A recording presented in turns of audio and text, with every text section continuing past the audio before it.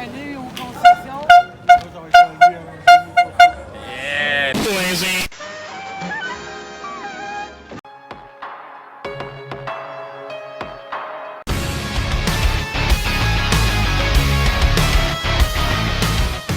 Good morning, afternoon, and evening, ladies and gentlemen. Welcome back to another Bomber video. We got our next game reaction. I can't even remember what game it is. It's like 11, I believe, something like that, where your Winnipeg Blue Bombers would have a glorious victory of 47-17 over the Montreal Alouettes. And I say glorious even though like the first quarter of this game was a little rough. Second quarter was just kind of okay. I wouldn't say as rough, and then the second half was awesome. But before we get into this game, there's a few things I have to talk about. So first off, Caleros is back, and then the other two things are actually not related to the Bombers. It's actually related to wrestling, but there's a lot of overlap between the world of wrestling and the world of football. And so I have to say, rest in peace to Terry Funk as well as Bray Wyatt. Bray Wyatt earlier this day, Terry Funk yesterday. So rest in peace to two wrestling legends. But let's get into this game. And our first quarter, Zach Caleros throws a pick six to start the game. Oh my God!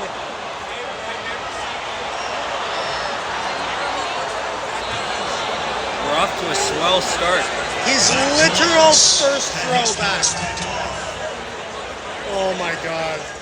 Zach Caleros throws a pick, and then the convert is good. 7-0 Montreal with less than a minute in. Yikes. So the Bombers would then push it down, though, after they regain possession, and there would be a 50-yard field goal attempt for Castillo. Goes a little wide. It would go back and forth just a bit. There would be a major foul face mask on the Alouettes there, as they would take that against Brady Oliveira. Actually ripped his helmet on, and it would be 1st and 1. And Dalton Schoen gets his first touchdown of the game.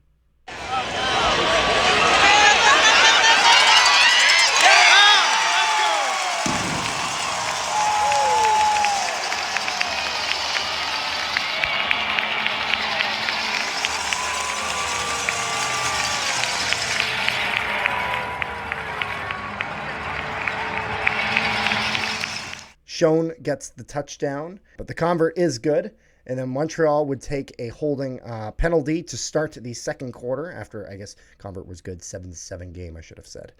And then, so Montreal would take a holding penalty, and then O'Shea would actually do a coach's challenge on a Alouettes catch, and he wins. It would be ruled an incomplete pass. There'd be a great pass for Nick Dembski, and then another great pass for Dalton Schoen for his second touchdown of the game. Let's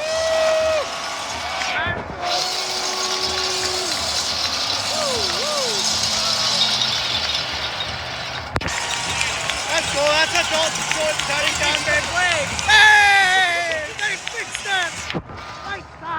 Right side. Schoen gets his second touchdown. Convert is good. 14-10 for your Winnipeg Blue Bombers. And then right afterwards, Brendan Alexander would get himself an interception. So good interception by Brendan Alexander. Coach's challenge and overturned.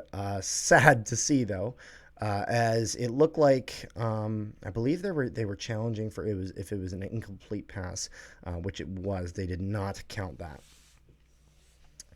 There would be a bomber throw that then touches the hands of an Alouette, but then gets that lands in our hands, and it would be a good catch. The Alouettes would now challenge this and fail. So 3 coaches challenged just in the first half of the game. However, can't really blame them because the first 2 were both successful. But then Caleros looks into the end zone, and it gets picked off. The Alouettes would bring that back. They'd punt. Bombers would try to get something. They'd punt again. They would punt again. It would go back and forth a little bit. It would end up back in the hands of Zach Caleros, and he would throw his second pick six of the game.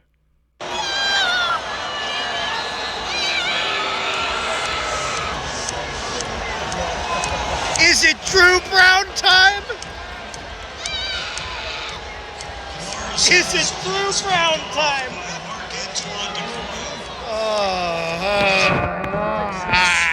Second pick six for Zach Collaros, not good. Convert is good, 17-14, 14 Montreal. And then there'd be a huge pass for Kenny Lawler, and Brady Oliveira would get himself his first touchdown of the game.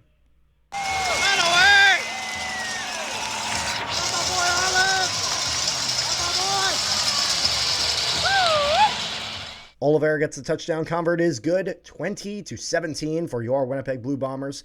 Montreal would then take a misconduct penalty, and that is pretty much it for the first half. So first half, mid. It was one of those things where were there good things that happened? Did we get some touchdowns? Yes, we did. However, Collaros also threw 2 pick sixes. Not great. So one of those things where my expectation was a bit higher. However, the second half of this game was exactly where I wanted it to be. However, it wouldn't start that way, as in the start of the third quarter, there would be an illegal procedure penalty on Stanley Bryant. Bombers would push it down, and then they'd have to punt. Alouettes would get it going, and then Winston Rhodes would get the interception, just for Colin Kowski to then take an illegal procedure penalty. So stay disciplined, guys. Make sure you remember the count. Important stuff. Bombers would push it down, and Dakota Prukop would get his first touchdown of the game, punching that ball in. Yeah, that's in. That's in. There we go.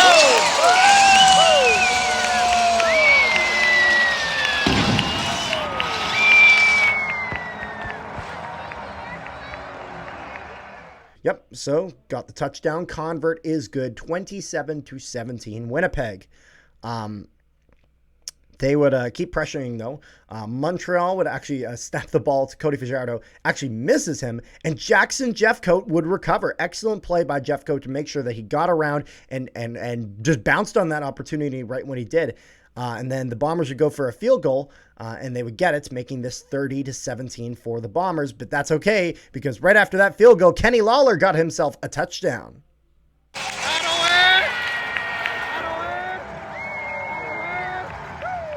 Touchdown for Kenny Lawler. Convert is good, 37-17 Winnipeg, and it would go back and forth just a little bit to end the third quarter. So 37-17, 20-point lead for the Bombers going into the fourth quarter.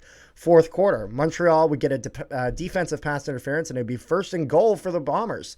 Oliveira would get his second touchdown. The Convert is good, and it would be 44-17 for your Winnipeg Blue Bombers. Jake Thomas would then eventually have just a great defensive play, just broke straight through, excellent sack on Cody Fajardo. And then at this point, Drew Brown goes in for the Bombers. One of those things, the game is won. There's no sense to have Collaros at risk. Get some good reps for Drew Brown, and that will be very useful for him. But Drew Brown would throw a pass. It was incomplete. But I said, it might be PI, and O'Shea actually decides to challenge this, and a good thing he did, as the challenge was successful. And then Castillo would then go. He would hit himself a field goal, make this 47-17 Winnipeg. And then Caleb Evans would go in for the Montreal Alouettes to end the game with a final score of 47-17 Bombers over the Alouettes. And one of the key takeaways from this game is that the Alouettes got 7 points in the first, 10 in the second, and then 0 in the entire second half. Some great defensive plays by the Bombers. Brandon Alexander being able to get that interception. Winston Rose being able to get that interception. Guys like Jake Thomas being able to break through the line. Guys like Willie Jefferson swatting those balls down. Just overall, I was pleased with our defensive performance in this game for the most part. Obviously we weren't perfect, and the Bombers' offense played relatively well as well. Now a little bit of a shaky start for Collaros. Just kind of interesting how literally his last play when he got injured, he threw a pick six, and his first play back, he threw another pick six. So a little bit of bad luck there. A little bit of bad luck later on. And I say bad luck, but, he was a little rattled, you know what I mean? But once he finally settled into things for the second half, it was really showing of kind of the star status of quarterback that we have here in Winnipeg. And so it's one of those things where now that he got those pick sixes out of his system, I hope that moving forward against Saskatchewan, we will not see that. and we will just see that complete second half Zach Collaros that we saw right there and then.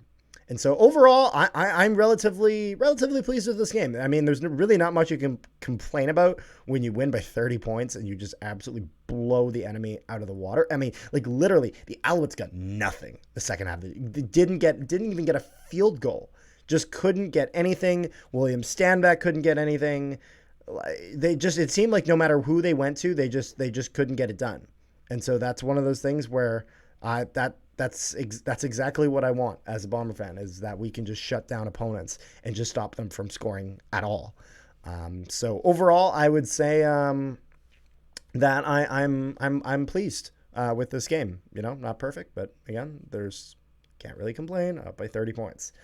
So yeah, let me know what you guys thought of this game in the comment section down below. Make sure you guys like, share, and subscribe if you have not already. If you guys like these Bomber videos, make sure to check out CFL Central. Link for that is in the description below.